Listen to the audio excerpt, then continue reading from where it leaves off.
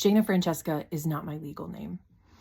I chose it as my stage name 2 years ago when I decided to lean into public speaking. But I, at the same time, decided I did not want to take my legal last name with me.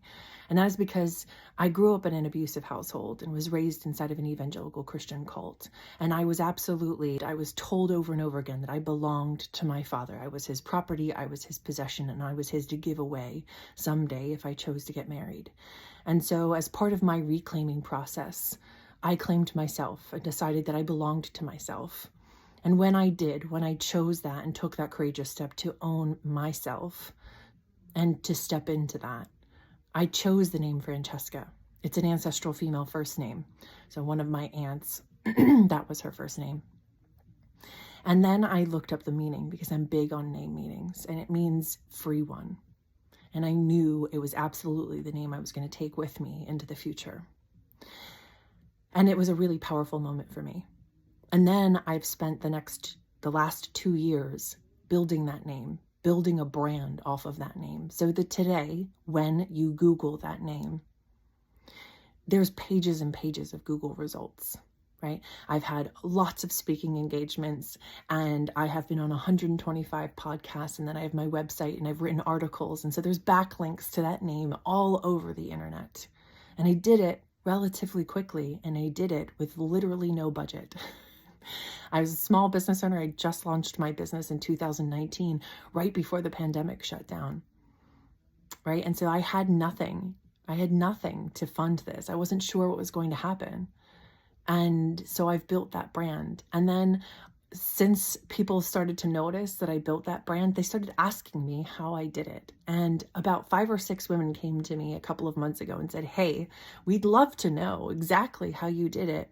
And then how you honed your message. How did you become as eloquent as you are talking about what you do? How did you get there? And then how did you form all of that? And so I created a workshop, and that workshop launched last year in December. And I had 7 people who signed up immediately. Another 5 who kind of trickled in, and I was amazed. I had nearly packed out my very first workshop on this topic, and it went excellently well, and people's reviews were amazing. It's a 2-hour interactive workshop and teaches you all the things I wish I knew when I got my business started, because I would have started doing this. I would have started on this path 5 years ago. As opposed to waiting because I didn't know exactly what to do. And I spent so much time trying to find all of this information. So once I found this information, I was able to execute in 2 years and build my brand excellently. So if you're interested in building your brand, being more confident when you're speaking, and how do you do that, and how do you practice that, and how do you show up that way, I'm hosting my Getting Started in Public Speaking workshop throughout this year.